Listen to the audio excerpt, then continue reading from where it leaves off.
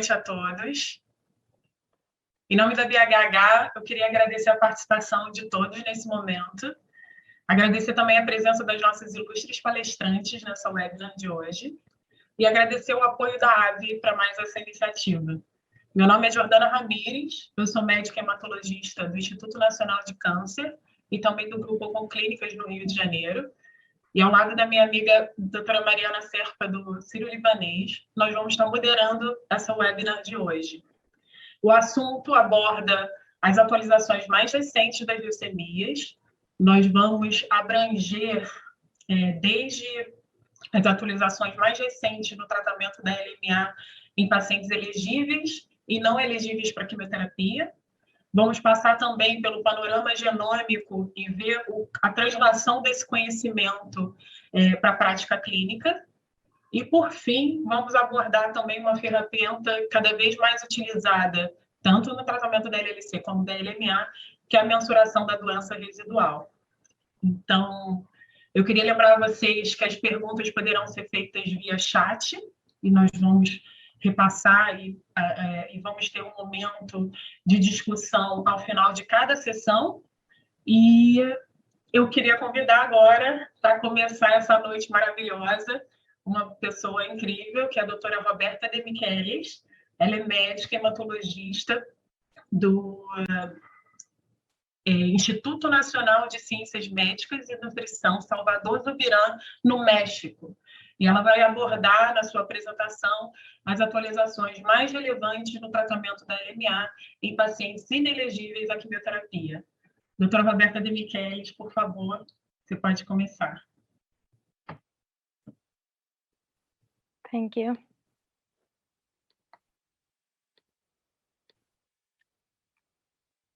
Okay, thank you for the invitation. I'm very happy to be here. And in the next 10 to 15 minutes, we will discuss the most relevant updates on AML treatment in patients that are ineligible for intensive chemotherapy. So these are my disclosures. And I want to start presenting you the new case that we diagnosed last week in the clinic. It is a 73-year-old man. He has some previous medical history, hypertension, diabetes, and alcohol abuse.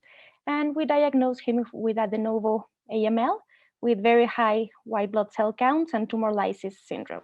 So the questions now are, what should be our approach today in 2021? What are our treatment options? And finally, what is coming in the near future for these patients?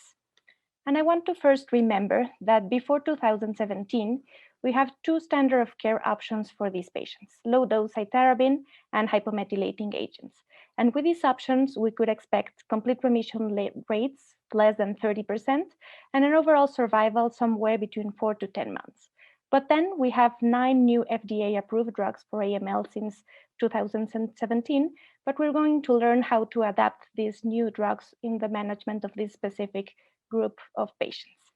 So this is an example of a treatment algorithm. It is adapted from the most recent version of the NCCN guidelines for these patients with a newly diagnosed AML that are ineligible for intensive chemotherapy. The first question should be if my patient have a targetable mutation. If the answer is no, and this will be the answer for the majority of the patients, we can use the venetoclax combination, the combination of Glasdegib plus low-dose cytarabine or gemtuzumab. The next scenario will be the patients with FLT3 mutations. The recommendations are, again, the venetoclax combinations. We also have the option of hypomethylating agents plus sorafenib, but we have to remember that this combination is not actually approved and that sorafenib is only useful for patients with ITD mutations. And finally, we have the scenario of patients with IDH mutations, whether the IDH1 or IDH2, where we have the option to use the targeted therapies, enacidenib or ivosidenib, or again, the venetoclax combinations. So we're going to dissect a little bit these different scenarios and to look out what is coming in the near future for these patients. The first scenario are patients with no targetable mutations. Last year, the results from the VIALE-A clinical trial were published, where they randomized patients to receive venetoclax plus azacitidine versus azacitidine with placebo. As you can see, the complete remission rates are significantly higher in the group of patients with venetoclax and azacitidine. And in the right part of the slide, we can see the survival curve. In blue, we have the patients with aza venetoclax, and you can see that there is a significantly higher overall survival. The median overall survival is 15 months versus 10 months. And we can see at the end of the curve this nice plateau when we have about 1/3 of the patients with long-term survival. The other drug that is an option for this kind of patients is glasdegib. It is a hedgehog pathway inhibitor. And the results of the update of the clinical trial that led to the approval of this drug has been recently published. And you can see in this slide the results, the most relevant results divided in de novo AML and secondary AML. And as you can see in the table, the patients with secondary AML with a combination of low-dose cytarabine plus glasdegib are the one with the best responses, but with only 20% of complete remission rates and 9 months of a median overall survival. Another important factor for these patients is the rate of transfusion independence that is related to the quality of life for this patient, and it is significantly higher with a combination versus low-dose cytarabine alone. And finally, the survival curve. In red, we can see glasdegib plus low-dose cytarabine. As you can see, the survival is significantly higher. However, unfortunately, at the end of the curve, almost all the patients have died, but we have to consider that this clinical trial include patients with a lot of comorbidities and a lot of secondary and high-risk AML. Then we move to the next scenario, patients with FLT3 mutations. In this table, I am summarizing some of the most relevant results of some of the phase 2 and 3 clinical trial addressing these patients that are non-eligible for intensive chemotherapy and with FLT3 mutations. We have in the first 2 lines the venetoclax combinations, and at the end azacitidine plus FLT3 inhibitors. As you can see, particularly with hypomethylating agents and venetoclax, and with azacitidine, we can have quite high complete remission rates and an overall survival somewhere between 8 to 10 months. However, we also know that patients with FLT3 mutations treated with venetoclax combination, even if we can expect initial good responses, these FLT3 mutations are responsible for a significant number of relapses in these patients. So the next logical questions would be, how about the use of second-generation FLT3 inhibitors or the combination of FLT3 inhibitors plus venetoclax? And we have some preliminary results from clinical trials addressing these questions. First, the use of a second-generation FLT3 inhibitor, gilteritinib, in combination with azacitidine. We first learned in the preliminary results from this phase 3 clinical trial that the combination was associated with the high complete remission rates. So we learned that the combination was well tolerated and effective. However, unfortunately, a couple of months ago, we had this press release reporting that the combination in the phase 3 clinical trial in the interim analysis versus aza alone did not make the primary overall survival endpoint. But we have the other questions. We learned from preclinical data that there is some synergism between venetoclax and FLT3 inhibitors. Last year at ASH, we heard the results from this phase 1b clinical trial combining venetoclax and gilteritinib in the relapse refractory scenario with this very impressive high rate of this modified composite complete remission rate of 83%, but it is interesting to note that the majority of the responses, more than 50%, were morphological leukemia-free state. So this combination is associated with high anti-leukemic activity, but with significant cytopenias. So we will have to learn how to best combine these drugs. And finally, the combination of a triplet, 10 days decitabine plus quizartinib plus venetoclax, will be updated at ASCO this year. These are the reported results from the abstracts for ASCO that have been reported last week.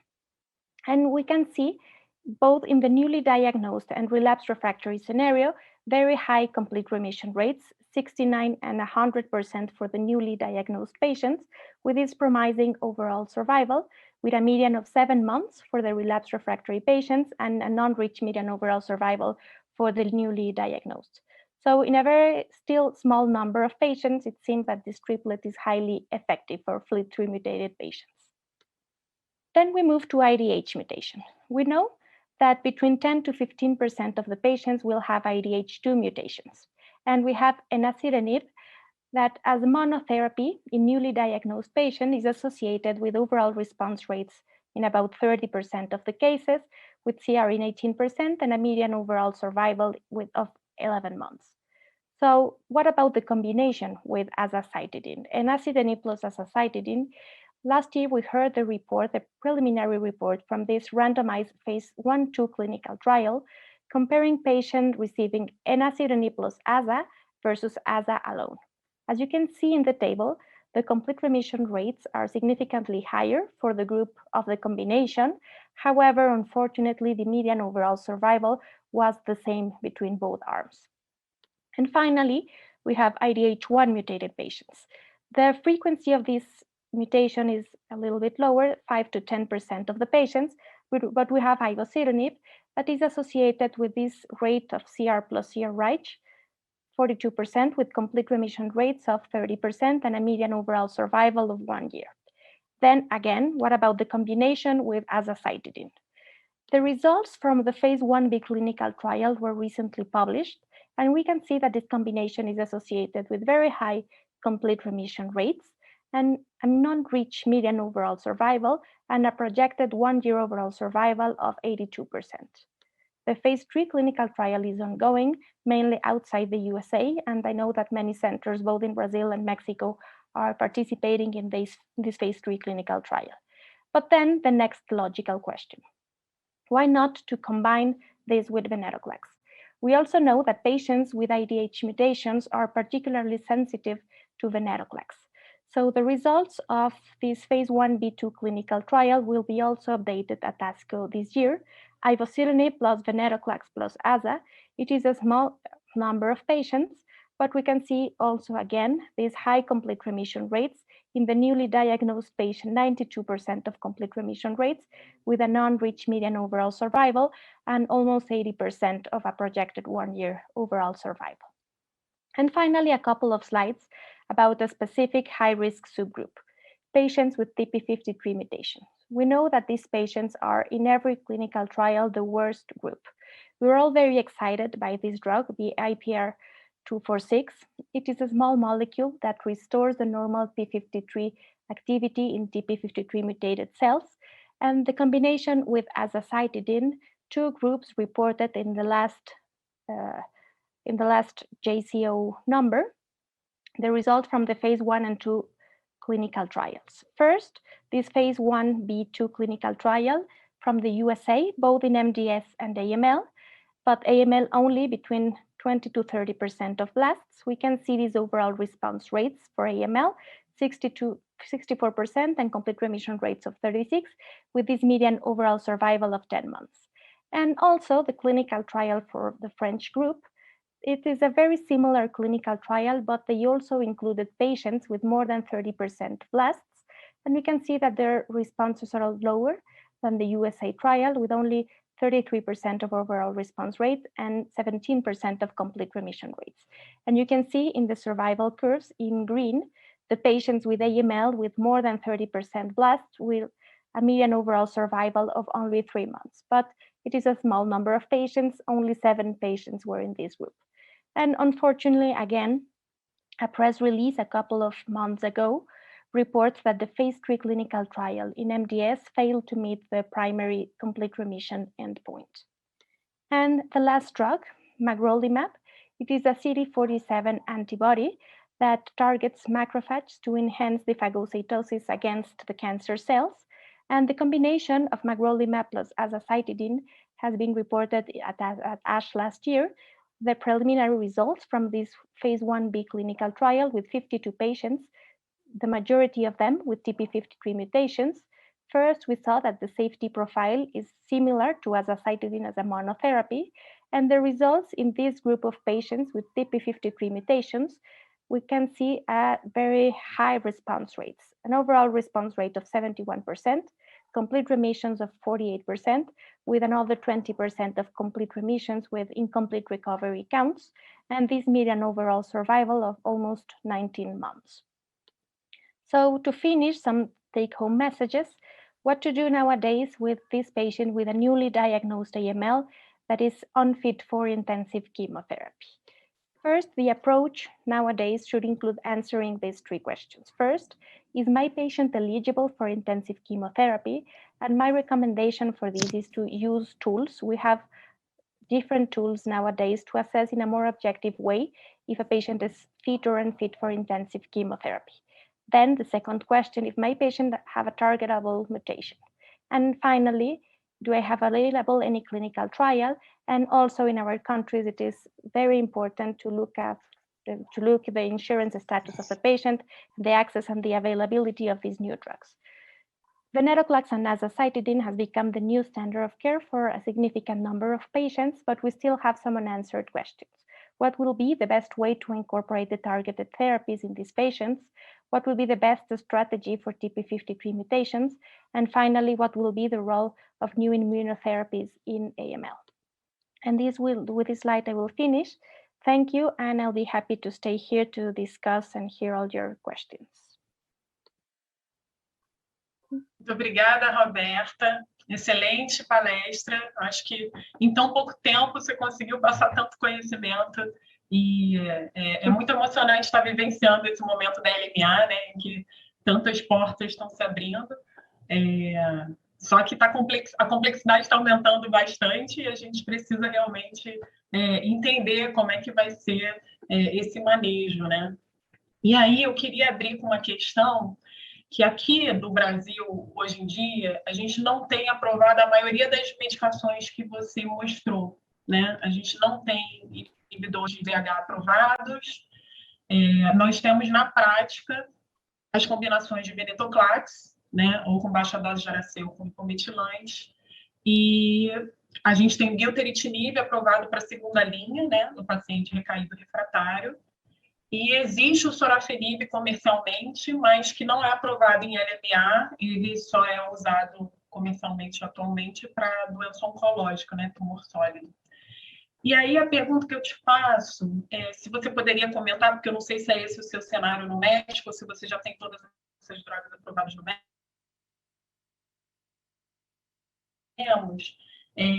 Qual a relevância que você acha que tem dessa pesquisa citogenética e molecular para esse cenário de paciente inelegível para quimioterapia? Yes, I think we have a lot of problems in all the developing countries because it seems very clear, but I think the first problem is that in many places in Latin America, we don't have access to a big molecular panel to assess all the mutations. And in many centers, the results from the molecular panel is not available immediately. No, I have the complete panel. I need to wait 4 to 6 weeks to have the complete panel. So we have managed to have a small panel that we can have the results in the first 5 days, but we only need for the first 5 days FLT3 mutations, NPM1 to assess these good risk patients, and the IDH mutations to see if the patient can enter to a clinical trial. The next mutations of the complete panel are going to be more for a prognostic information, but not to decide the treatment.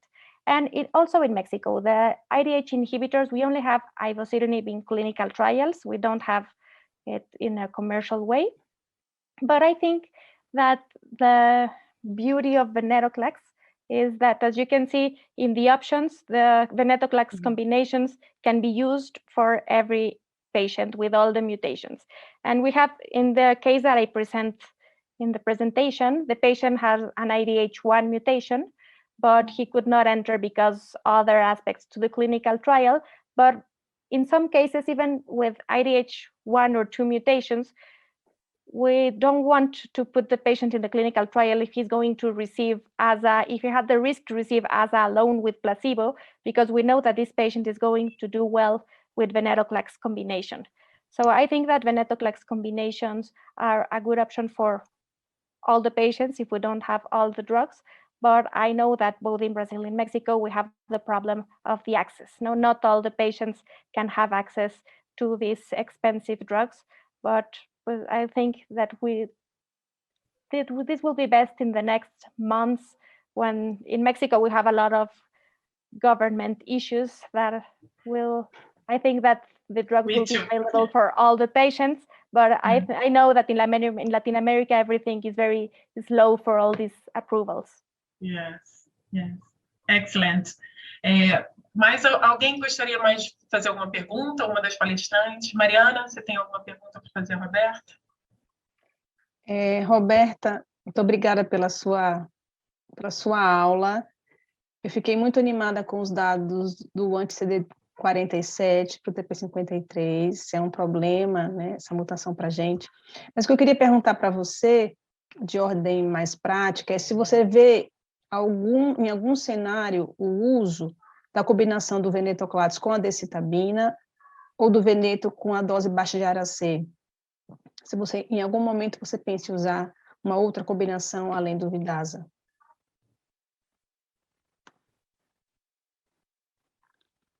Yeah, well, in Mexico, as in many countries, we don't have decitabine available. The only hypomethylating agent is azacitidine.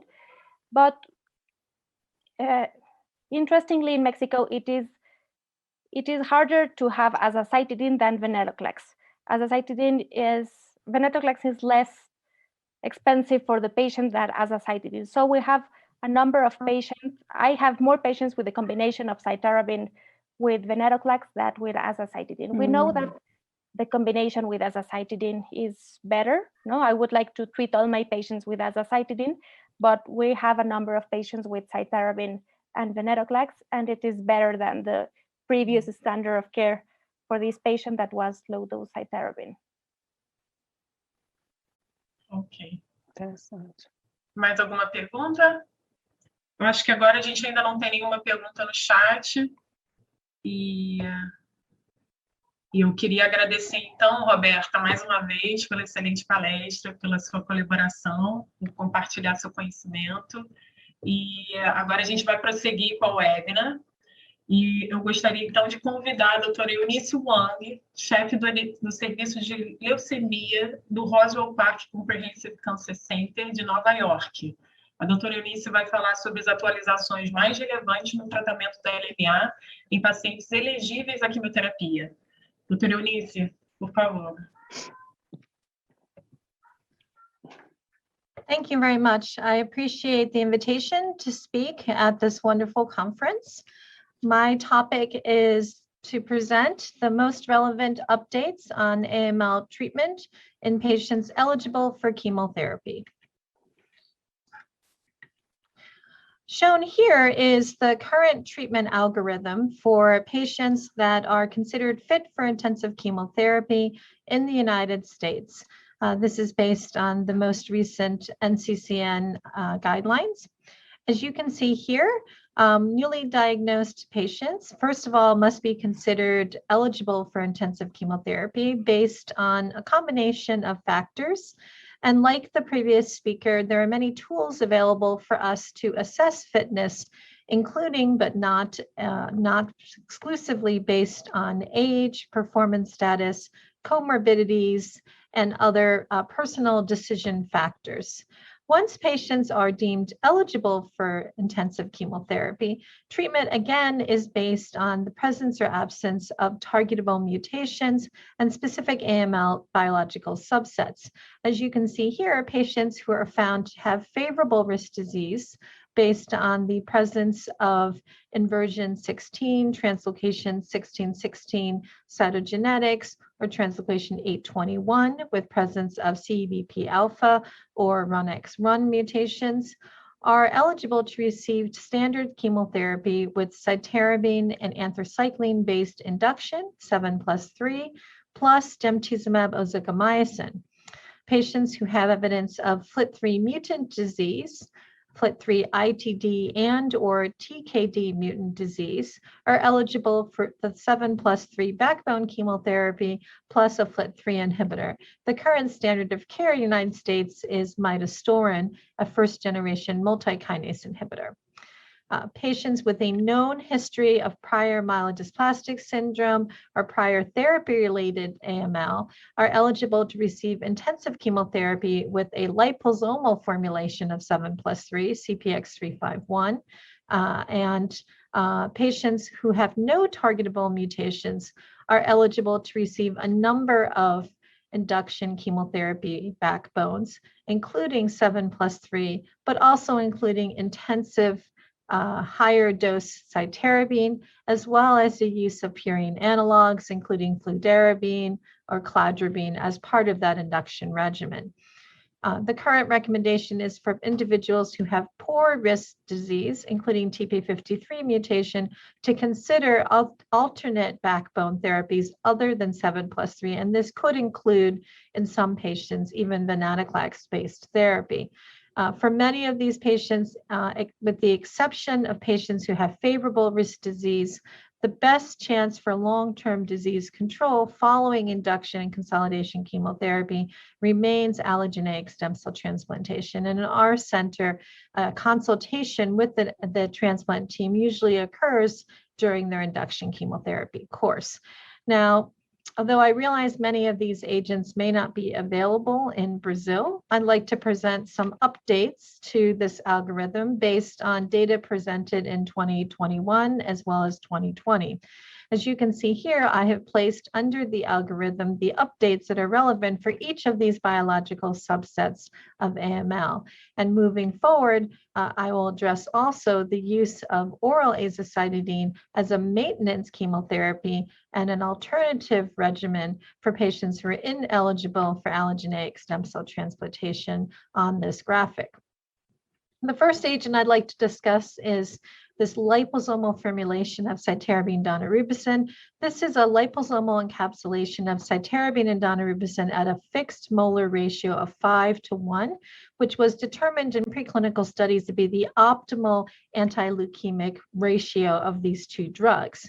The benefit of this drug is that it is able to deliver the cytarabine daunorubicin more directly to the bone marrow space, and that this combination of drugs is retained within the marrow microenvironment for longer periods of time, thereby giving the agents a longer duration of exposure to leukemic cells and potentially greater efficacy in those biological subsets of AML which are more resistant to both of these drugs. As you can see here, data presented in 2020 showed that the results of the liposomal formulation in patients with secondary or MDS-related AML and therapy-related AML were very durable. In many ways, we think these patients have a known poor prognosis and outcomes to cytarabine and anthracycline-based therapy. The use of this liposomal formulation, as you can see here, did lead to significant survival advantage over a 5-year period over a standard 7+3. As you can see, the median overall survival was 21 months as opposed to 10 months with standard 7+3. However, most remarkably on the right-hand side, there were some patients who actually with this approach seemed to be able to be cured with this poor prognosis subtype. As you can see, patients who got CPX351 followed by allogeneic stem cell transplantation had an ability to achieve long-term survival after 5 years, with a 3-year overall survival of this combination of drug followed by allotransplant of 58%. So this, for us in the AML world, is very encouraging, as many of these patients would have been considered incurable just a few years ago. There is a great deal of interest in combining agents that have been shown to have anti-leukemic efficacy. There is an interest in combining venetoclax-based therapy, which has been used so successfully in our older unfit patients, for the use of younger fit patients in combination with intensive chemotherapy. You can see here that the combination of venetoclax and azacitidine did lead to response rates of up to 40% 94% in patients with newly diagnosed as well as relapse refractory disease who are eligible for intensive chemotherapy regimens. Shown here on the right-hand side is some early data from a small group of these patients showing a relapse-free survival of over 80% in patients receiving this regimen. However, it must be kept in mind that this regimen was associated with significant myelosuppression. Similarly, data presented by the colleagues at MD Anderson showed that the combination of fludarabine, anthracycline, G-CSF, and cytarabine intensive chemo in combination with venetoclax with or without idarubicin was also a very highly effective regimen, both in the newly diagnosed as well as in the relapse refractory population. In this early phase 1 and phase 2 trial, you can see here multiple agents being used both upfront as well as consolidation chemotherapy. Shown here are the early results of this combination intensive plus venetoclax-based regimen. As you can see here, event-free survival and overall survival was not reached in the expansion phase, and 94% of patients treated on this trial were still alive at 1 year following treatment. This regimen appeared to be much more effective in the newly diagnosed population as opposed to relapse refractory, but was encouragingly overall well tolerated with no prolonged myelosuppression with truncated doses of the venetoclax. What should we do for FLT3 mutant AML? As mentioned previously, we have the availability now of multiple tyrosine kinase inhibitors of mutant FLT3, which were developed both specifically and non-specifically for the treatment of cancer. First generation FLT3 kinase inhibitors include sorafenib as well as midostaurin. Later agents such as crenolanib, quizartinib, and gilteritinib have much higher specificity and sensitivity specifically for the FLT3 mutant kinase and have less cross-reactivity with other kinases. Currently in the fit population, the trend has been to see whether these newer second generation FLT3 tyrosine kinase inhibitors could potentially surpass midostaurin for use in the upfront setting. As you can see here, many trials have been investigated using the basic schema on the left-hand side, using intensive 7+3 chemotherapy in combination with tyrosine kinase inhibitor, and then using these agents as well with high-dose cytarabine for consolidation. As you can see here on the right-hand side, early small trials of either of the 3 or newer generation FLT3 inhibitors, quizartinib, crenolanib, and gilteritinib, have all led to approximately 30%, 20 to 30% improved overall response as compared to midostaurin in a similar setting. Gilteritinib, for one example, has been combined with 7+3. This is data presented at ASH 2020, showing an overall response rate of 81% in these individuals, with 84% of patients clearing FLT3 by molecular testing by the finish of consolidation chemotherapy. This trial is ongoing with the primary endpoint of molecular clearance as a novel biomarker for survival in these patient population. We've also seen encouraging early data with crenolanib showing a 2-year overall survival rate of 79%, which again compares very favorably to a 2-year overall survival of 50 to 60% in the original ratified trial. Lastly, I'd like to end with just a mention of P53 mutant disease.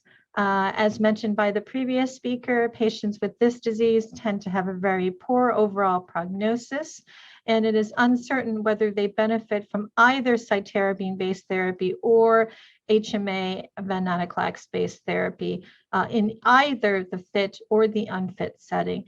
There's early data presented in a retrospective analysis performed by Dr. Short and colleagues at MD Anderson. These data looked at the outcomes of 202 newly diagnosed patients with P53 mutant disease who were treated with either cytarabine or HMA-based regimens at their center. As you can see here, patients who had TP53 mutation had a complete remission rate of only 35% with venetoclax HMA-based therapy, as opposed to 60% in patients who had wild type. So certainly venetoclax and azacitidine or decitabine-based regimens are not going to be curative for this patient population. However, they did look at variant allele frequency, i.e. the tumor burden with p53 mutant clones in these AML patients. And they noticed that patients who had TP53 mutation characterized by a lower variant allele burden had benefit from cytarabine-based therapies, as opposed to patients who had a higher mutant allele ratio who didn't benefit from any therapies. And these individuals might be most suited for treatment with the novel APR-246 drug, as mentioned previously. Lastly, I'd like to mention the use of oral azacitidine. In this phase 3 trial, patients who had received intensive induction and/or consolidation chemotherapy and were in morphological complete remission were randomized to receive maintenance therapy with oral azacitidine given for 14 days of every month, as opposed to placebo. Data presented on this trial demonstrated that patients who received the oral azacitidine had prolonged overall survival. And patients shown here by MRD status, minimal residual disease status, benefited regardless of whether they were MRD positive or MRD negative. And I know a future speaker will be discussing the impact of MRD in this patient population. So in conclusion, just to summarize some of the points, number one, liposomal 7+3 is highly effective for the treatment of patients with MDS-related AML and therapy-related AML, with a proportion of patients achieving long-term cure with an approach combining CPX followed by allotransplant. Venetoclax plus intensive chemotherapy is on the horizon. Although it's severely myelosuppressive in some cases, this regimen may be moving its way into the upfront setting for patients who don't have a targetable mutation. Newer generation FLT3 inhibitors are being added and assessed to supplant midostaurin for FLT3 mutant disease. Patients with p53 disease still remain a therapeutic challenge, with variant allele frequency perhaps helping us make decisions about treatment on protocol versus treatment off protocol. And oral azacitidine is an option in the United States for those patients who are unable to proceed to curative allogeneic stem cell transplantation. And with that, I'd like to thank everybody for your attention, and I appreciate the very kind invitation to come speak to you tonight. Doutora Eunice, muito obrigada pela sua aula, pela sua participação. Eu gostaria de abrir aqui para as nossas perguntas. Eu creio que a gente não recebeu ainda perguntas pelo chat, vocês percam a vergonha e encaminhem as perguntas aqui para a gente poder compartilhar as nossas dúvidas. Eu tenho uma questão desse painel, doutora Eunice, excitante de novas medicações. A gente tem aprovado no Brasil para o paciente que não vai para a quimioterapia de indução o venetoclax, como a gente já falou. Para quem vai fazer a quimioterapia de indução, a gente tem o midostaurin, e o gilteritinib a gente tem em segunda linha. Olhando essas combinações que a gente viu, trazendo essas novas moléculas para a indução, quando eu vejo que a gente já tem aprovado o gilteritinib para a segunda linha, vai ser mais fácil, talvez, para a gente associá-lo com o 3+7 para a indução aqui. Mas eu vi que o venetoclax ele está sendo testado com o FLAG-IDA. Eu não sei na sua experiência, mas no Brasil a gente costuma induzir com o 3+7. Se você acha que vai ser possível também esse desenho, se tem, eu procurei, não achei, para a gente trazer para a nossa realidade esse uso do veneto para a primeira linha com 3+7. So currently, venetoclax has been investigated both +7+3 as well as plus FLAG-IDA. The concern has been the myelosuppression, and many of the studies have had to reduce the treatment duration with venetoclax from 28 days in the first cycle to maybe as short as 14 days. I do think that venetoclax can be and will be moving up front, as you can see here, because of the ability of the leukemia cells to mutate themselves with many different single agent targeted therapies. I think the best approach to control the disease will be to move the targeted therapies into the upfront setting and get rid of as many of these mutant clones at the beginning. At the time when they are relapsed or recurrent, it is increasingly difficult to find effective strategies unless we look at combination approaches. E você vê algum cenário para manutenção com o venetoclax nos pacientes, como a gente tem com os pacientes que não vão para transplante, o veneto oral, como foi feito com o Vidasa, ou até mesmo pós-transplante? I do. I think so. There is a lot of interest in looking at oral hypomethylating agents or azacitidine in the post-transplant setting. It's not clear whether venetoclax plus HMA or venetoclax alone would be effective as maintenance therapy. I have not seen any data to suggest that.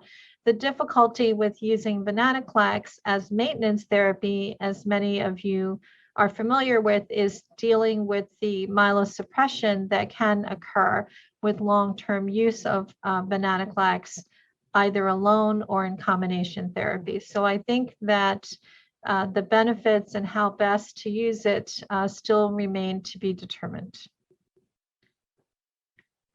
Alguém tem alguma pergunta, Jordana? Eu sempre tenho uma pergunta. Doutora Eunice, eu queria fazer uma pergunta que eu sei que é complicada, mas para ver a sua impressão. No cenário específico dos pacientes com cariótipo complexo, a gente sabe que eles se enquadram como leucemia secundária mielodisplasia, e, ao mesmo tempo, eles são de risco ruim, né? Que ali no seu algoritmo, leucemia secundária mielodisplasia, você ofereceria o Vyxeos, né? Como um paciente de cariótipo ruim, de prognóstico ruim, talvez pensaria na combinação com venetoclax. E agora você trouxe uma luz desse estudo do MD Anderson mostrando que alguns pacientes com TP53, que a gente sabe que é mais frequente ocorrer essa mutação nesses pacientes cariótipo complexo, que alguns deles podem se beneficiar de citarabina em alta dose. Então, fala para a gente como que você enxergaria esse paciente de cariótipo complexo, que é elegível à quimioterapia, qual seria a sua abordagem para lidar com ele? That's an excellent question, because the presentations never reflect the reality of the patient that you see in front of you. So we have these beautiful algorithms and schemas, and patients often don't follow them. And this is an example of that. If a patient has complex karyotype and is a secondary to myelodysplastic syndrome, in general, I would favor, if they were eligible for an allogeneic stem cell transplantation, to give them the liposomal cytarabine daunorubicin. However, if they had P53 disease, I would also look at the variant allele burden. If the variant allele burden was low, then I would be favoring potentially a cytarabine or Vyxeos approach. However, if the P53 disease burden was high, or the patient was in some way unfit to or unable to receive intensive chemotherapy, I would have no hesitation to use venetoclax azacitidine. And then if I achieve a remission with that approach, to take them to allogeneic transplantation off venetoclax azacitidine. The reason is because this regimen is better tolerated in individuals than cytarabine, daunorubicin, or Vyxeos. There is less cardiac toxicity, and in some of these individuals, neither venetoclax-based therapy or cytarabine-based therapy will cure them. The only cure for these patients remains a stem cell transplant. My optimal choice would be clinical trial, but otherwise venetoclax azacitidine for high allelic burden P53 disease. Okay, thank you. Muito obrigada, doutora Eunice, pela sua excelente aula, pela sua participação nas nossas perguntas aqui. E agora eu gostaria de convidar a doutora Ilana, que é nossa colega médica aqui do Rio e pesquisadora do INCA e do GENIUAN. Ela vai falar para a gente sobre a análise histogenética e molecular na LMA. Doutora Ilana?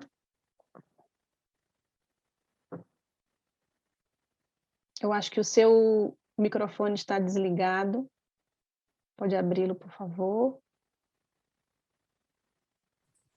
Desculpa. Agora sim. Agora Obrigada. sim. Então, eu gostaria de dar boa noite a todos, agradecer a organização do evento pelo convite. E, primeiro, falar que geneticamente a LMA é composta ao diagnóstico por uma mistura de subclones heterogêneos que diferem na composição das mutações, o que traduz numa enorme heterogeneidade interamostral. Ao longo da doença, uma heterogeneidade intraamostral pela evolução clonal também é observada. As alterações citogenéticas e moleculares são a base da estratificação de risco da estratificação pela European Leukemia Net. Os pacientes são estratificados em grupo de prognóstico, em 3 grupos de prognóstico favorável, intermediário e adverso, de acordo com alterações genéticas.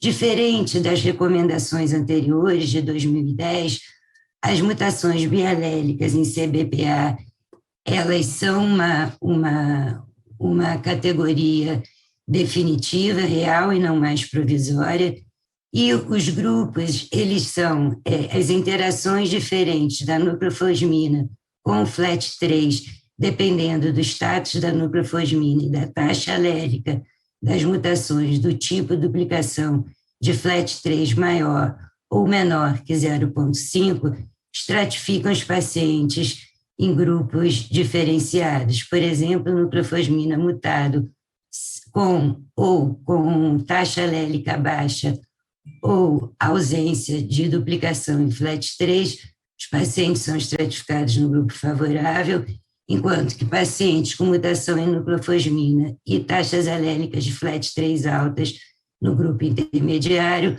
pacientes com nucleofosmina selvagem e FLAT3 baixo ou ausente no grupo intermediário, e as mutações em TP53, RUNX1 e ASXL1 estratificam para o alto risco. Nucleofosmina selvagem com taxas alélicas altas de FLAT3 estratificam também para o grupo de alto risco. A pesquisa de mutações no gene FLAT3, ela tem como objetivo estabelecer o prognóstico, e nesse sentido o que a gente procura são as mutações do tipo FLAT3 e TD, ou seja, do tipo duplicações, mas é importante ressaltar que para a individualização terapêutica, a presença das duplicações ou da mutação pontual TKD são importantes. Em relação ao valor da taxa alélica, valores acima de 0,5 a gente viu estratificam para alto risco, entretanto, em relação à individualização terapêutica, taxas alélicas de 0,05 são suficientes. A pesquisa de FLAT3 ela deve ser feita ao diagnóstico na recaída e mesmo na suspeita de recaída, porque FLAT3 é um evento tardio da transformação da LMA. O padrão ouro para avaliação de FLAT3 e TD e TKD é o PCR semi-quantitativo, e um conceito importante de trazer é que a taxa alélica, na verdade, é a razão entre o alelo mutado e o alelo não mutado, enquanto a variação da fração alélica ou VAF é uma relação entre o alelo mutado e alelo mutado, o total de alelos dentro de uma reação. Isso quer dizer que, enquanto eu posso ter uma taxa alélica que vai até o infinito, porque é uma razão, a fração alélica da variante, o máximo dela é de 100%. As taxas alélicas, elas são obtidas através de PCR semi-quantitativo, enquanto a variação da fração alélica ela é obtida por NGS. É importante ressaltar que as definições de taxa alélica e de fração alélica da variante, elas podem mudar em diferentes trabalhos da literatura. As recomendações da ASCO de 2020 em relação à avaliação do risco genético de um paciente com LMA ao diagnóstico na recaída, elas incorporaram as metodologias, as alterações genéticas e a utilidade clínica. Então, as alterações numéricas e estruturais, cromossômicas numéricas e estruturais, elas são detectadas ou por cariótipo ou por FIS, que detecta basicamente os genes de fusão, e a sugestão para a detecção das mutações, ela foi feita por um painel NGS. Por quê? Porque um painel NGS ele é capaz de ver mutações em vários genes ao mesmo tempo, e um painel NGS que contenha pelo menos as mutações que estratificam o risco da LN 2017, e no ASCO foram colocadas também as mutações que são alvos de terapia-alvo específicas, de c-KIT para estratificação das leucemias CBF, e o RAS, que é importante porque o RAS ele atribui resistência ao uso de inibidores FLT3 e DH1. Importante ressaltar que também no ASCO de 2020, as recomendações para avaliação de FLT3 ITD e FLT3 TKD é feita por PCR semi-quantitativo.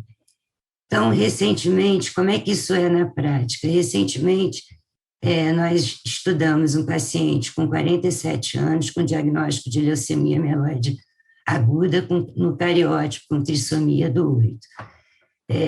A realização de um painel NGS contendo os genes que estratificam para a European Leukemia Net de 2017 mostraram mutações em IDH2 e no gene DNMT3A, além de uma variação de fração alélica de FLT3 de 6,7. A combinação, então, de um padrão de mutações, aonde eu tenho nucleofosmina selvagem e mutação do tipo ITD em FLT3, uma baixa VAF, ele estratifica o paciente no grupo de risco intermediário, de acordo com a ELN. Aqui é só para mostrar que ao mesmo tempo que a gente faz um painel NGS, a gente também, em paralelo, faz o PCR semi-quantitativo para avaliação da taxa alélica de FLT3. A taxa alélica ela pode ser calculada a partir de ensaios de NGS, sendo que esses valores são sempre bem mais baixos em comparação ao cálculo pelo PCR semi-quantitativo. É importante falar que, embora esse paciente tenha sido estratificado no grupo de prognóstico intermediário, o valor da taxa alélica ou da VAF desse paciente é suficiente para que ele possa fazer uso de inibidores de FLT3. Então, o trabalho do genoma de LMA, ele mostra 200 genes recorrentemente mutados em pelo menos 2 ou mais amostras de LMA e mostrou que 23 genes são acometidos com uma frequência de mais de 1%. Alguns genes já eram esperados, como, por exemplo, FLT3, nucleofosmina, com uma frequência de 25% nas LMAs, mas algumas categorias gênicas foram pela primeira vez associadas à leucemogênese. A maioria dos pacientes com LMA, eles têm 3 mutações do tipo driver, ou seja, eu preciso de 3 mutações para a transformação de uma célula-tronco normal em uma célula-tronco maligna. Mais do que 50% dos pacientes apresentavam pelo menos um subclone. Os genes, eles podem ser classificados em diferentes categorias funcionais. Genes de regulação da transcrição, seja por fusão gênica, seja por mutação, genes de regulação epigenética, genes da nucleofosmina, genes supressores de tumor, genes do complexo da coenzima e genes de regulação do spliceossoma. É importante notar que a co-ocorrência de mutações ela é comum na LMA e esse conceito foi incorporado na classificação da European Leukemia Net. Um trabalho disruptivo na área da LMA foi o trabalho da Papa Emanuel, onde ela integrou dados citogenéticos com dados de mutação de 1.540 pacientes, bastante bem classificados clinicamente, e com esse trabalho ela consegue discriminar 11 categorias de LMA não sobrepostas. No Oncoprint a gente pode ver aqui tanto alterações citogenéticas como moleculares consideradas como drivers, e aqui os pacientes, e a gente vê como a co-ocorrência ou a exclusão mútua de mutações, elas definem categorias, elas clusterizam e definem as categorias de LMA. O tamanho da coorte, ela permitiu a identificação de 3 novos subtipos de LMA. LMA com mutações em TP53 associadas à neuploidia, LMA com mutações em genes reguladores do splicing ou da cromatina e LMA com mutações em IDH2. A sobrevida das diferentes categorias ela é bastante diferenciada, sendo que as novas categorias LMA associada a genes de regulação do spliceossoma ou moduladores da cromatina e de TP53 com desfecho, com prognóstico muito ruim. Um conceito que foi levantado a partir desse trabalho bastante importante é que o valor, a co-ocorrência de mutações, elas atribuem um valor diferente do que mutações ocorrendo no singular, ou seja, o efeito adverso de mutações do tipo FLT3 e TD, ele é aumentado em presença de mutação de DNMT3 em comparação com pacientes onde você só vê mutação de nucleofosmina e DNMT3 selvagem. Ao mesmo tempo, você tem um efeito protetivo, por exemplo, de mutações em NAs, quando a mutação de NAs ocorre em conjunto com mutações em DNMT3A e nucleofosmina. Então, reolhando esse paciente frente ao trabalho da Papa Emanuel, a gente, pela co-ocorrência de mutação em DNMT3A e IDH2, a gente vê que a co-ocorrência desses 2 genes atribui um risco de morte similar ao atribuído ao cariótipo complexo, embora o P do cariótipo complexo seja bastante menor. Então, recentemente, o impacto prognóstico do status mutacional de 80 genes em amostras seriadas de 863 pacientes com LMA estratificados pela LN 2017 foi avaliado. Para os desfechos esperados de remissão completa, sobrevida livre de doença e sobrevida global de pacientes estratificados pela LN em 2017, nos grupos favoráveis, intermediários e adverso, o status mutacional, se um gene estava mutado ou selvagem, foi capaz de deslocar esse desfecho.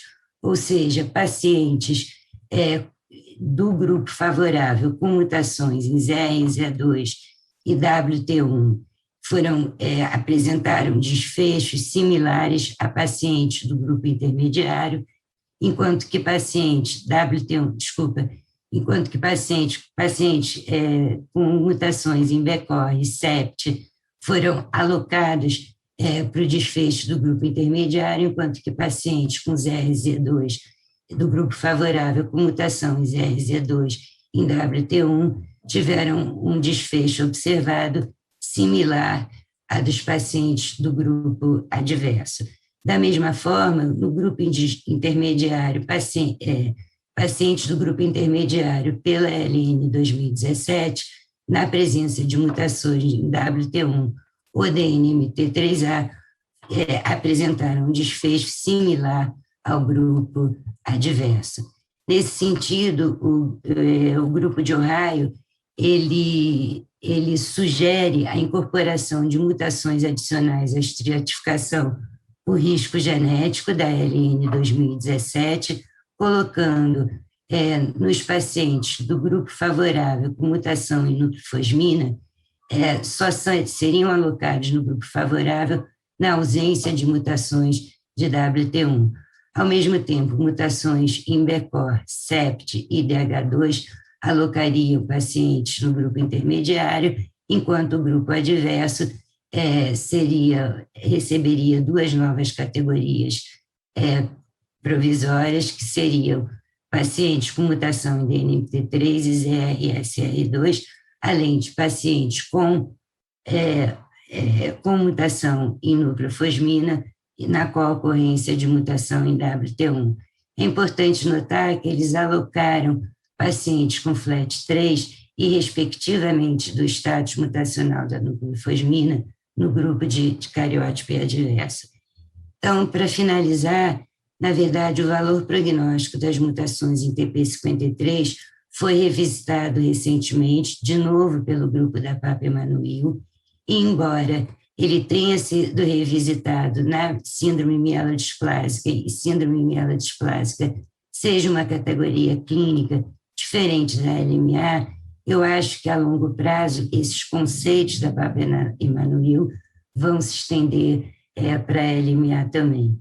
Então, o importante foi que, numa coorte de descoberta com mais de 3.000 pacientes e teste de 1.000 pacientes, dos 300 pacientes com mutação em TP53, dependendo do status do alelo selvagem de TP53, eles foram classificados em um grupo que ela chamou de mono-hit e um grupo de multi-hit, ou seja, nesse grupo, seja por deleção, seja por copy neutron LOH, ou seja, por mais do que um hit mutacional em TP53, esses alelos, esses pacientes não têm o alelo selvagem de TP53.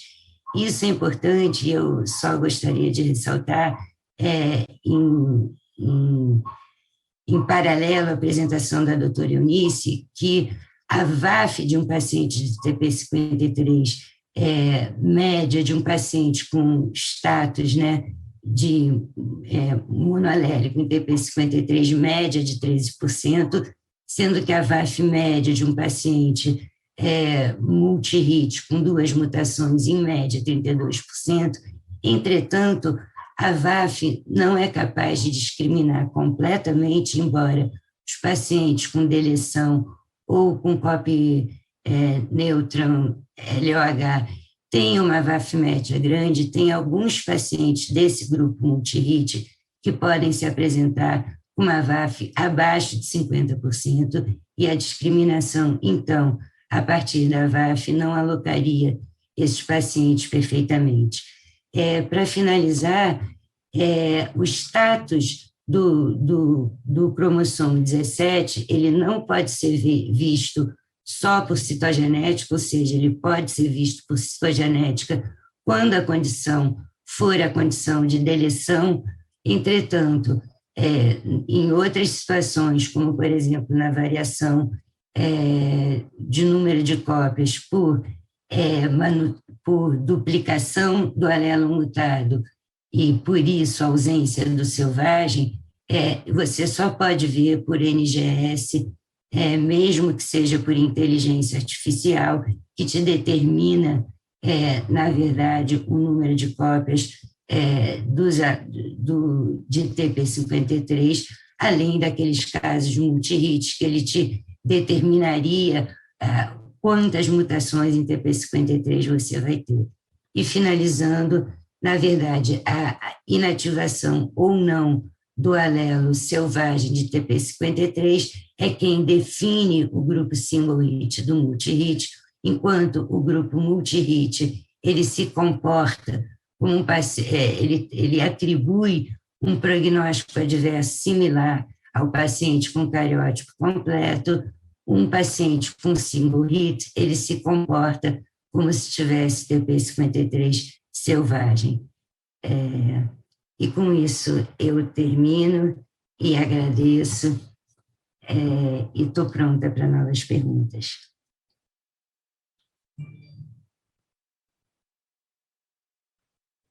Desculpa, eu estava mutada. Muito obrigada, Ilana.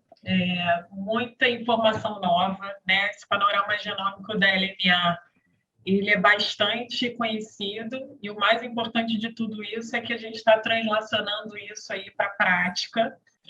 E eu te agradeço por falar com o tamanho detalhamento de cada coisa, mas eu queria fazer primeiro aqui uma pergunta bem prática, uma pergunta de ordem beira do leito, tá? Do ponto de vista do paciente com LMA, que a gente sabe que a gente precisa de fazer todas essas avaliações prognósticas, e que isso depende, então, dessa avaliação por citogenética, avaliação molecular e o NGS. O NGS, por si só, dá conta do recado? É o único exame que a gente deve pedir? Ou, na verdade, todos esses exames são complementares e a gente precisa de todos eles ao mesmo tempo? Conta o que você acha. Não, então, uma coisa que é importante ressaltar é que o NGS hoje, ele só detecta mutações. Quando a gente quer avaliar ou panorama, alteração numérica, estrutural, a gente precisa da citogenética clássica. E, se você quiser fazer em paralelo um teste molecular, para a definição da presença ou não de genes de fusão, você precisa de técnicas de PCR. Então, na verdade, o NGS é uma metodologia complementar à determinação de alterações numéricas e estruturais pela citogenética, FIS, ou, se quiser, por metodologias moleculares como o RT-PCR. Perfeito. Alguém queria fazer mais alguma pergunta? Mariana, se tem alguma pergunta para a Ilana?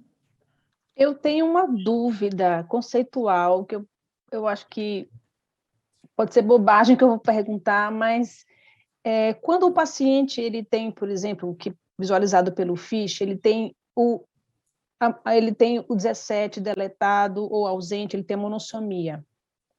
E aí eu estou vendo, então, a pesquisa da mutação no alelo que é o único.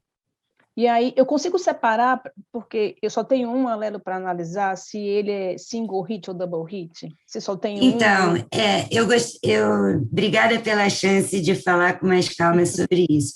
Então, na verdade, o single hit significa uma mutação só em TP53, ou seja, eu tenho em heterozigose.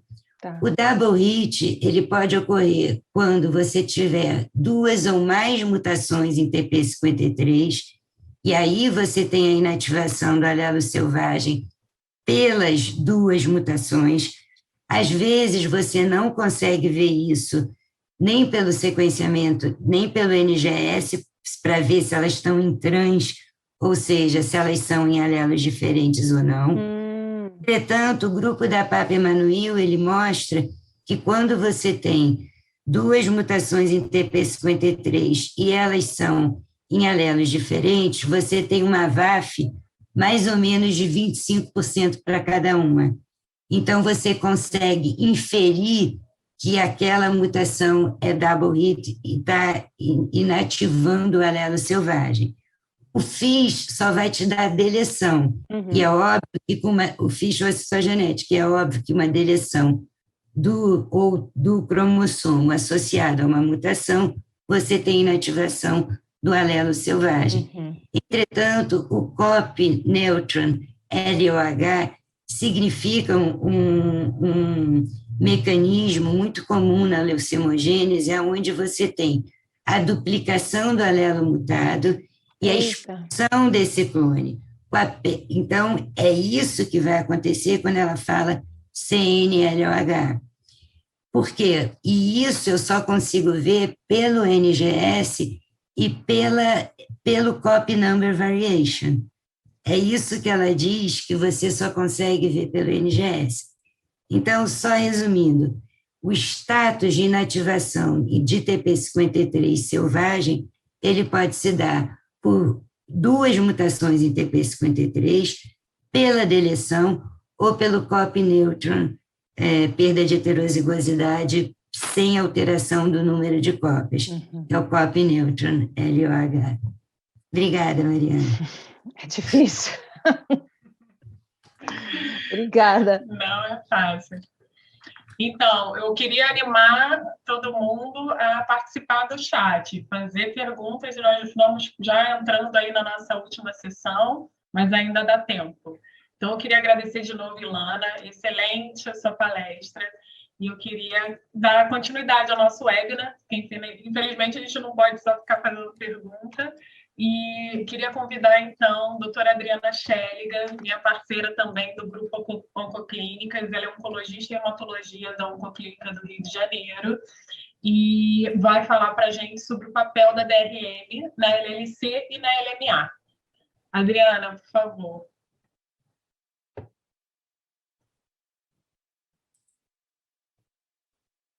Desculpa, no mudo, todo mundo. Boa noite, obrigada, primeiramente, a BHH pelo convite, Jordana pela apresentação. Realmente é uma tarefa bastante difícil, um desafio, depois dessas magníficas aulas, falar sobre DRM. E ainda vocês colocaram falando um pouquinho de LLC, né? A gente falou o tempo todo de LMA, mas vamos falar também um pouquinho de LLC. Então, vou compartilhar a tela com vocês.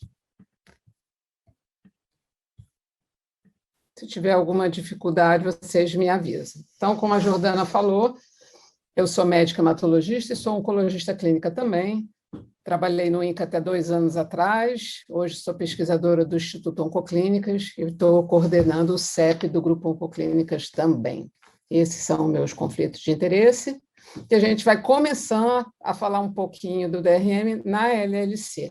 Então, existem diretrizes bem estabelecidas pelo International Work Group de LLC, definindo justamente que a sobrevida livre de progressão dessa patologia, que a gente sabe que é uma doença ainda considerada incurável e que a endpoint primário da maioria dos estudos é sobrevida livre de progressão, ela está diretamente relacionada à resposta terapêutica.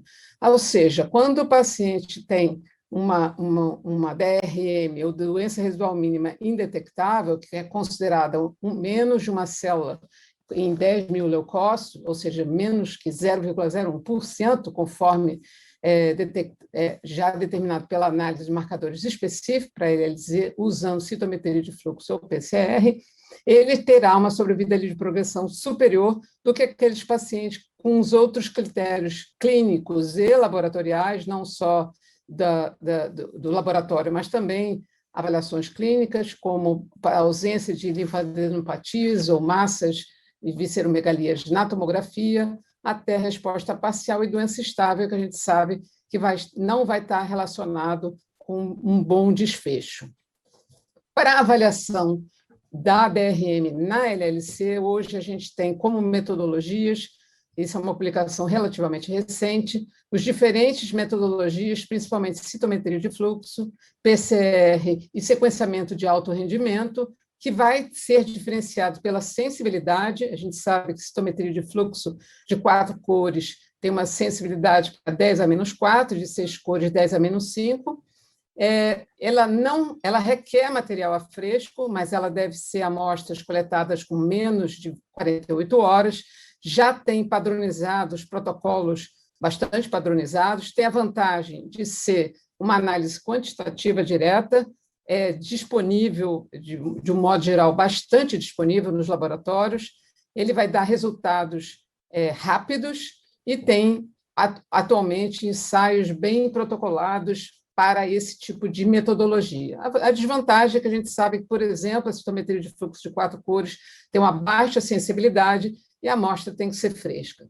Com relação ao PCR, a sensibilidade é um pouco maior, próximo da citometria de fluxo 6 cores, não precisa de material a fresco, no entanto, o DNA tem que ser extraído preferencialmente em até 48 horas, também tem protocolos bem estabelecidos, tem a vantagem de ser altamente sensível e não precisar das células vivas, ou seja, não precisa de material a fresco. No entanto, ela não faz uma análise quantitativa, requer a amostra do baseline e é mais cara e requer mais tempo para a elaboração.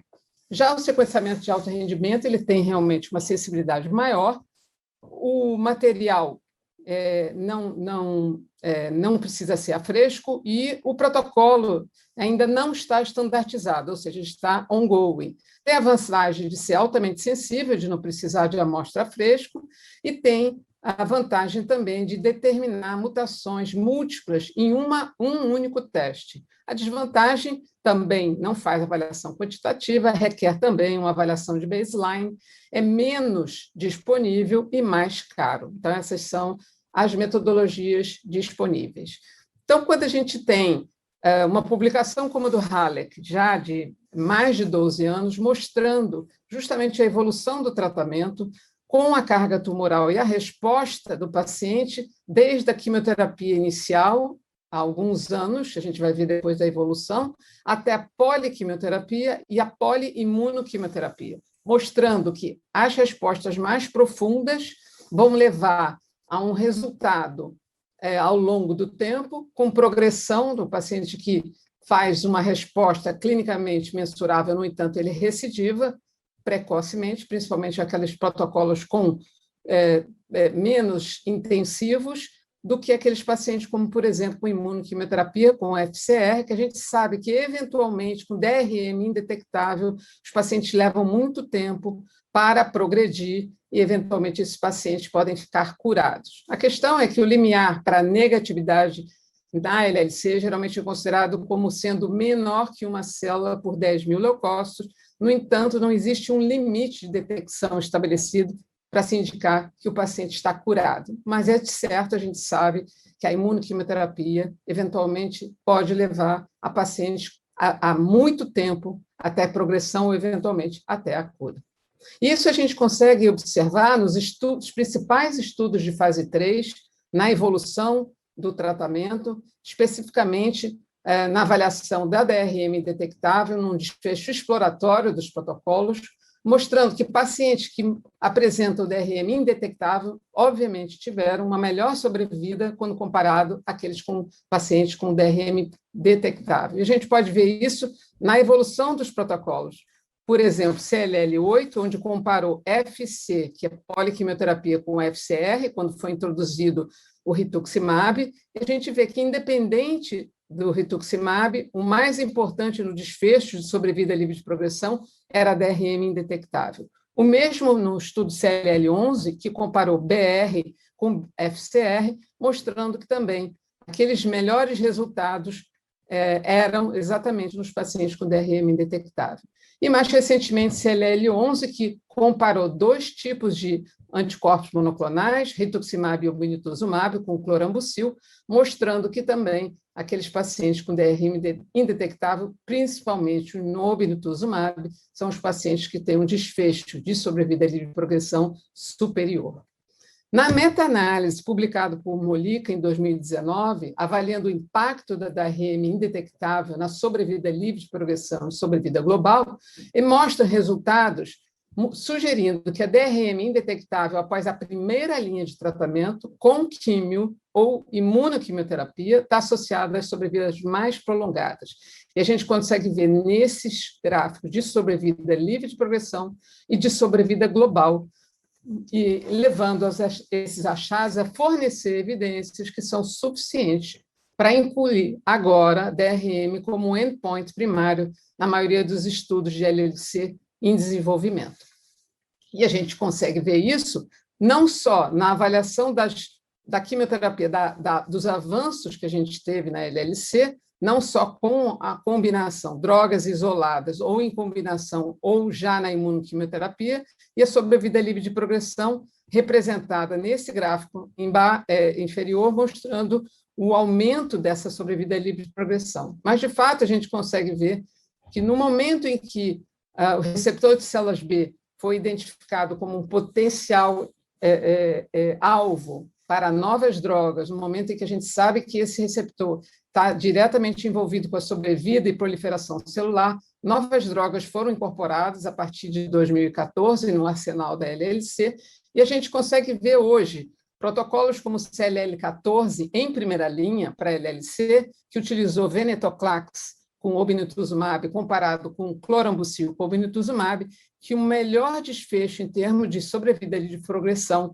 aqui a gente consegue ver em azul os pacientes com clorambucil e obinutuzumab DRM indetectável, e na curva em verde, no grupo do venetoclax com DRM indetectável, com mediana não alcançável, com um segmento de mais de 27 meses, mostrando que esse é um endpoint que deve ser, de fato, incluído nos estudos clínicos futuros, pensando justamente no segmento, principalmente no segmento do tratamento e na sequência do tratamento. Agora, falando do papel da DRM na LMA, a gente sabe que a definição de DRM na LMA é quando não é detectado doença residual com menos de 5% de blastos, e, de novo, aqui a gente vê a proporção de células leucêmicas e a profundidade de resposta, que é avaliada através de avaliação morfológica, DRM positivo ou DRM indetectável, as metodologias que a gente vai falar um pouquinho na frente, e, com isso, a gente consegue definir que a doença pode ser primariamente refratária, ter respostas muito precoces ou precoces, respostas com recidivas tardias ou muito tardias, dependendo da profundidade da resposta ao tratamento. E um consenso sobre DRM e LMA foi publicado em março de 2018, do Grupo Europeu, e a gente vê que, inclusive, no título, eles colocam doença mínima, residual mínima, ou doença residual mensurável, que é uma coisa interessante quando a gente vai avaliar o conceito de DRM. Então, no conceito deles, do consenso, existem várias razões para que a DRM seja aplicada na avaliação de uma leucemia mieloide aguda. Primeiro, fornecer uma metodologia que seja objetiva e que estabeleça um estado de remissão mais profunda, já que a gente sabe que isso está diretamente relacionado com a sobrevida dos pacientes. Refinar o desfecho clínico e determinar o tratamento pós-remissão. Identificar antecipadamente uma recidiva e, com isso, estabelecer uma intervenção mais precoce. Isso tem muito interesse, principalmente na pesquisa clínica. Permitir uma vigilância pós-transplante mais robusta e utilizar como um desfecho primário que vai acelerar nos ensaios clínicos, consequentemente, as aprovações das novas drogas, e isso a gente conseguiu ver nas palestras anteriores, como isso foi importante, e a gente sabe que o DRM tem esse papel também na aprovação das drogas. Então, essas são as principais metodologias, já foram todas aqui descritas, mas a gente vai lembrar um pouquinho que elas têm diferentes sensibilidades, têm vantagens e desvantagens, e elas hoje, na maioria das vezes, estão disponíveis. Então, o cariótipo convencional tem uma sensibilidade em torno de 5%, tem a vantagem de ser comum na prática clínica, mas tem a desvantagem de ser menos sensível, é uma metodologia trabalhosa e é aplicável apenas naqueles pacientes que têm um cariótipo anormal no diagnóstico, que é em torno de 50%. O FISH já tem uma sensibilidade maior e é útil para aqueles pacientes com anormalidades citogenéticas numéricas, ganhos e deleções, como a Ilana falou. Ele tem uma sensibilidade pior que a citometria de fluxo ou PCR e também é aplicável naqueles pacientes que têm um cariótipo anormal no baseline. A citometria de fluxo ela tem uma vantagem de ser sensível, rápida, relativamente barata e aplicável na maioria dos pacientes com LMA, ou seja, mais de 90% dos pacientes a gente vai poder utilizar essa metodologia. Ela requer uma expertise para interpretar, né? e tem a limitação de que a standardização, ou seja, a padronização dessa metodologia, ela varia entre os laboratórios. O PCR tem uma sensibilidade alta, ela é bem padronizada, pode ser utilizada em qualquer laboratório que já tenha o PCR, e como desvantagem, ela tem muitas mutações que não são capazes de serem detectáveis pelo DRM, como, por exemplo, o FLT3, é uma metodologia que consome muito tempo e leva muitos dias para que tenha um resultado. E, finalmente, o NGS, como a Ilana falou, complementa todas as metodologias avaliadas anteriormente no diagnóstico, no acompanhamento dos pacientes, tem um potencial de ser altamente sensível, dependendo da tecnologia, e tem uma vantagem de testar múltiplos genes de uma vez só, e a desvantagem de ser menos sensível, na maioria das plataformas utilizadas, o resultado leva tempo, é caro, não tem uma padronização para todos e requer bioinformática complexa.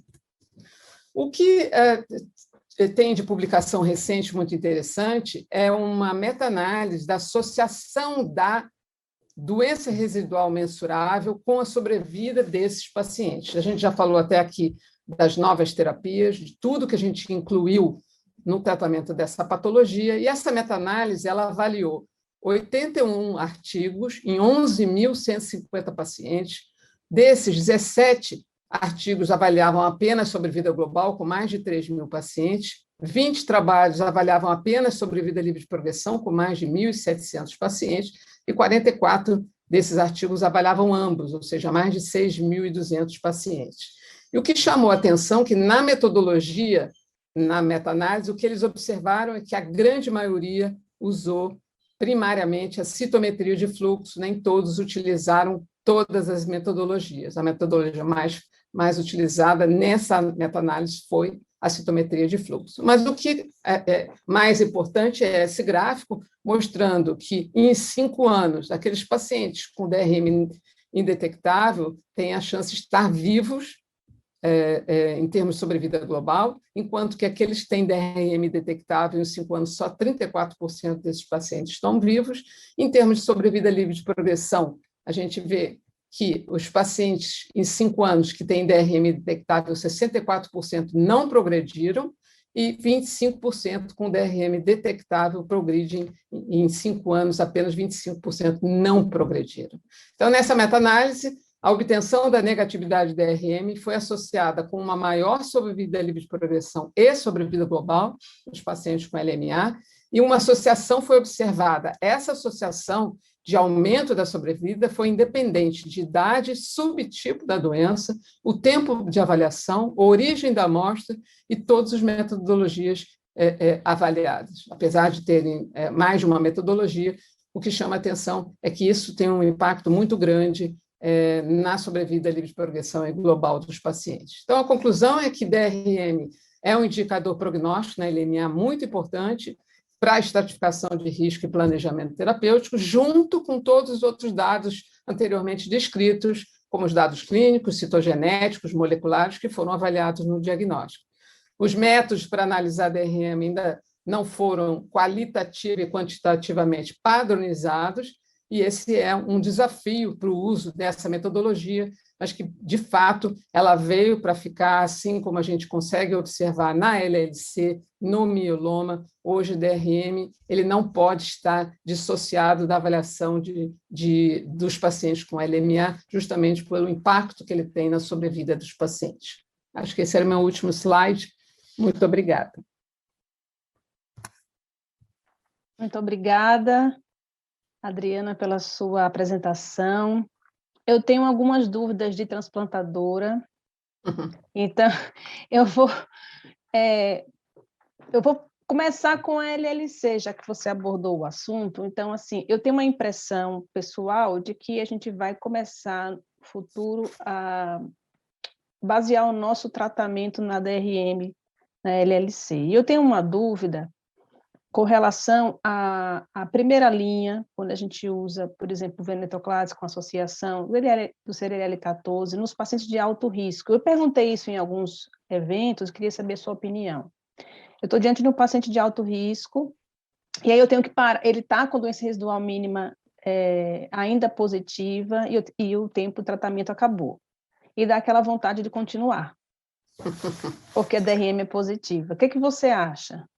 Bom, essa é a pergunta de $1 milhão, né? Todo mundo quer saber. Essa é a pergunta que sempre aparece, justamente porque, primeiro, você tem a questão da terapia finita, da terapia contínua, né? Essa já é uma grande questão.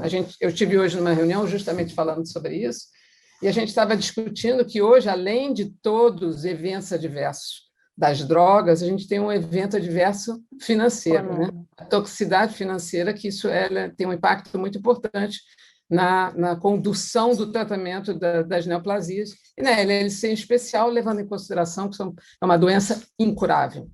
No entanto, hoje a gente já tem tempo de segmento dos pacientes, seja no CLL14 ou no Murano, em que a DRM detectável está diretamente associada à sobrevida livre de progressão, e se aqueles doentes que têm, por exemplo, deleção 17P, eles estão com doença detectável, você já sabe que há uma chance desse doente progredir ou recidivar.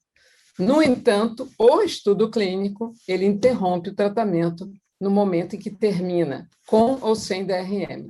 O que eu acho é que, na realidade, o que vai mudar é a combinação de drogas. Eu acho que o anticorpo monoclonal com o venetoclax é uma opção interessante, mas as vias de sinalização do receptor de células B, mais de uma via de sinalização, você consegue ter talvez um sinergismo superior, que é, por exemplo, o estudo Captivate, a gente tem os resultados extraordinários nos pacientes recidivados. Então, a impressão que eu tenho é que esses resultados vão vir com o tempo. Assim como a gente tem trabalhos na LMA, onde você vai associando 2, 3 drogas, a mesma coisa vai acontecer com a LLC, porque cada vez os resultados são superiores.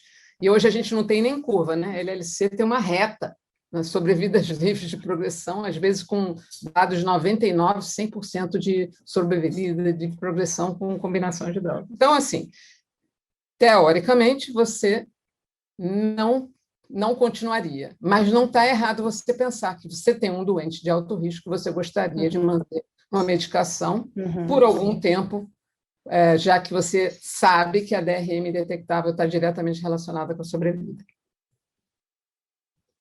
Jordana, você tem alguma questão sobre LLC? Não, mas eu tenho das LMAs. É maldade. Pode perguntar, então. Não, na verdade, eu queria trazer, Adriana, você botou como, eu achei interessante trazer a LLC justamente como um parâmetro comparativo, né? Já que são coisas que estão mais bem estabelecidas e de uma certa maneira mais fácil, né? E na LMA você botou ali que é o principal ponto, que é o mais importante, é que a gente sabe que independente de metodologia que foi estudada, independente do time point que foi estudado, independente do cenário que foi estudado em LMA, todo estudo de DRM em LMA mostra que tem um papel fundamental no prognóstico. E o que a gente está querendo é trazer se isso tem um papel preditivo, né? O que a gente pode fazer de posse dessa informação, como que a gente muda o nosso tratamento. E aí, nesse aspecto, eu queria trazer de volta as nossas convidadas internacionais para saber como que elas estão trazendo essa ferramenta para a prática clínica delas. Né? Já que você falou de todas essas limitações que a gente tem, eu queria saber como que no cenário de limitações que existem no México e como que tem nos cenários de limitações em Nova York, como que elas têm abordado e usado essa ferramenta mesmo para a prática clínica.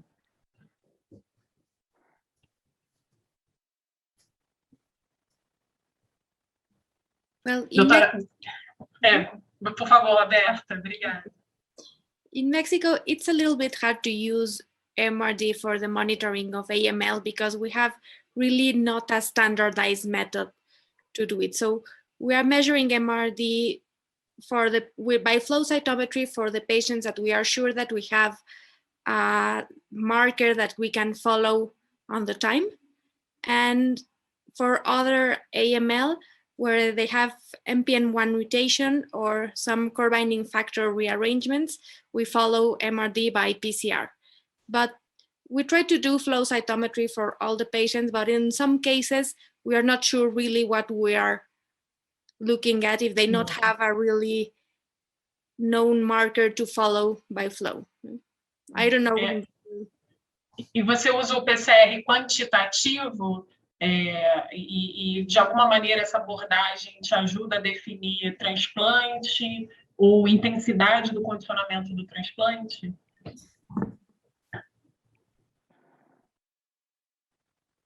Yes, for the patients that we use PCR as an example are the core binding factor AML. We recently have 2 patients with molecular relapses, and that is very helpful because we can treat the molecular relapses before a morphological relapse. And these patients are going to go to transplant. No, they were patients that were not considered for transplant because they were a good risk AML patients, but we detected an early, like 2 years after the end of the treatment, molecular relapses. We have quantitative PCR for these patients. We confirmed the rising in the PCR, and we are now treating these patients to go to transplant after that. Por quanto tempo você faz esse monitoramento pós-tratamento nesses pacientes? We try to do it for 2 to 3 years after the treatment. De quanto em quanto tempo? Normally, we were doing it every 3 months initially, but with the pandemic, we'd moved to 6 months. Ah, ok. E sangue periférico ou medula óssea? We are doing in bone marrow. I know that maybe peripheral blood could be effective, but right now we are doing in bone marrow. So patients are not that happy, but... Yeah. Okay, thank you very much, Roberta. Dr. Eunice, please, could you explain to us? Yeah, so in our facility in upstate New York in the United States, we are using minimal residual disease detected by multi-parameter flow cytometry because there's not a good all-encompassing mutation panel that we have available now. We're not using qPCR except in the cases of acute promyelocytic leukemia or BCR-ABL positive leukemia. So for a flow cytometric analysis, we do it at every time point after the diagnosis. So every time we do a bone marrow biopsy, we are sending a panel for MRD for AML. So we are doing it as frequently as we are doing bone marrow. So generally every 1 to 2 cycles. For patients that are MRD positive, we are considering clinical trials for those patients. The problem that we have, the therapeutic challenge we have is that if a patient remains MRD positive, we don't have good strategies to eradicate the MRD positive disease, as Dr. Nimichaelis says. So we know that they have a poor prognosis if they go on directly to allogeneic stem cell transplant. But if we don't send them to allogeneic stem cell transplant and their disease continues to progress, then they will have overt relapse, as was mentioned. So we tend to try to consider those patients for clinical trial. However, I have a very low threshold to send them to a myeloablative as opposed to a reduced intensity or haploidentical transplant because I feel that the best strategy for those individuals at this time would be a myeloablative transplant. So we do MRD. We find that MRD by flow is a little bit more all-encompassing because it doesn't rely on the presence or absence of specific mutations, and also is something that we can turn around fairly quickly so that we can use it therapeutically in a short interval. We do it only from the peripheral, from the bone marrow. We cannot do it from the peripheral blood, and it does require a expert who can analyze. So not all of our pathologists are able to analyze the MRD flow. We rely upon 1 or 2 who who are specifically trained to read the assay. Okay, great, thank you. Eu queria só Adriana? Eu queria falar uma coisa importante, o seguinte, primeiro, apesar do tempo que a gente já tem de segmento e de acompanhamento da importância da DRM em LLC, a gente não faz na prática clínica, né? Isso é uma coisa importante de ser dito, porque justamente ainda não tem nenhuma determinação de mudança de conduta na DRM detectável ao final de um tratamento. Todos os protocolos que a gente tem disponíveis eventualmente tem análise no protocolo. Por isso que é importante, quando você falou do tempo que a gente vai ter isso disponível na nossa prática, lembrar que a gente tem que incluir cada vez mais os nossos pacientes em estudo clínico. Eu acho que o estudo clínico dá acesso a essa avaliação e dá a oportunidade, eventualmente, dos doentes participarem de acesso às novas drogas. Então, na prática, a gente não usa, na nossa prática clínica, e, eventualmente, a gente não tem nem as novas drogas para LLC, por exemplo, no SUS, né? Então, o que é importante, a importância da participação dos doentes nos estudos clínicos. Perfeito. Eu tenho uma dúvida prática que eu vou compartilhar com vocês, que quando a gente tem um paciente de LMA, que ele está no grupo de baixo risco citogenético, e, de repente, depois de uma consolidação, ele me aparece com a doença residual mínima positiva, depois da primeira consolidação, que aí ele perderia em alguns trabalhos esse prognóstico se vocês têm enviado esse paciente com DRM positiva para transplante, se o risco citogenético era bom no começo.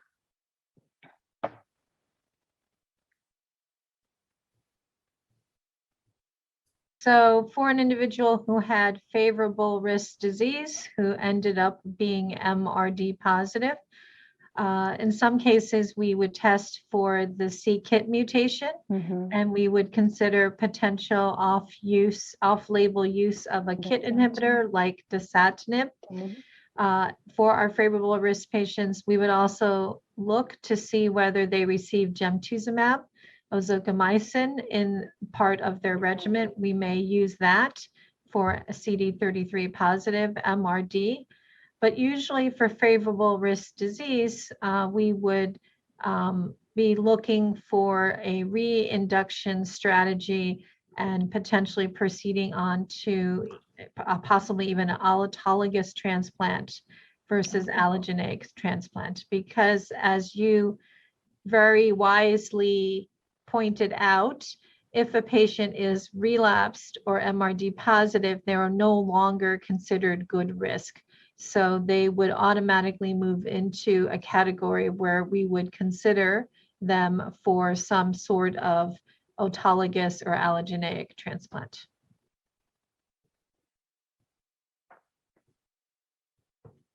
Yes, and our practice is very similar. We don't have access to gemtuzumab, but what we have done with a couple of patients is try to put them in negative MRD, because we know that the outcomes after transplant are better if they go to transplant with negative MRD.